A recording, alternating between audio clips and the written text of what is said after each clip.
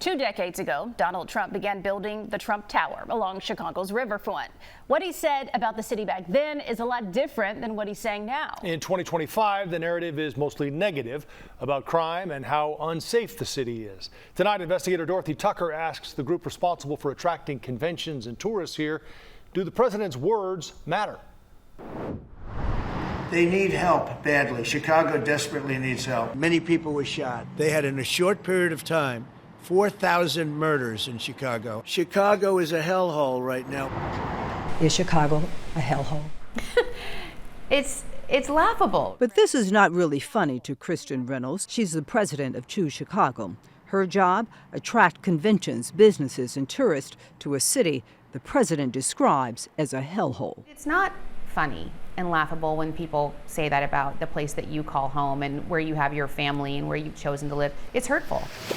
Reynolds says the city is also hurt by the nearly constant negative narrative. I looked at crime numbers in Chicago. They're through the roof. Incredibly false and doesn't represent who we are. In fact, a CBS News analysis found per capita, Chicago is not the most violent city in the country. Among large cities, Chicago ranks 80th for violent crimes.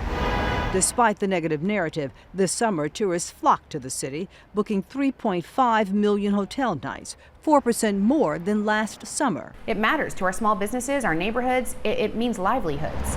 Tourism is a vital part of the city's economy, generating $20 billion a year and supporting 130,000 jobs. Some of those earning a living in the tourism industry work at the five-star hotel built along Chicago's river that bears the name of the nation's president. And clearly, he sees the benefit of Chicago enough to build a beautiful hotel here. Ironically, in 2004, when the old Sun-Times building was demolished to make way for the Trump Tower, violent crime in Chicago was significantly higher than it is today. CBS News Chicago compared the first 8 months of the year then and now.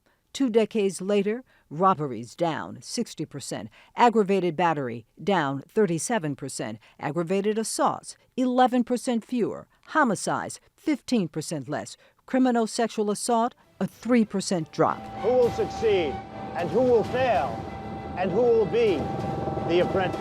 Back then, when Trump was the star of his hit TV show The Apprentice, visits to Chicago attracted throngs of media. I was among them. At the time, Trump had nothing but praise for the future location of his luxury high-rise. This is really my honor, but this is truly a great city. And today, there is no shortage of shout-outs for Chicago on the hotel's website. History, cultural museums, even sandy beaches. So he understands that our city has a lot to offer. Reynolds' challenge is to convince others of that. So welcome to the greatest city in the world. One strategy is a recent campaign that includes somewhat snarky social media posts from the public. Hashtag Show Me Your Hellhole. Giving a voice to the people and allowing people to create content, share their message, share what they love about our city. But is it enough?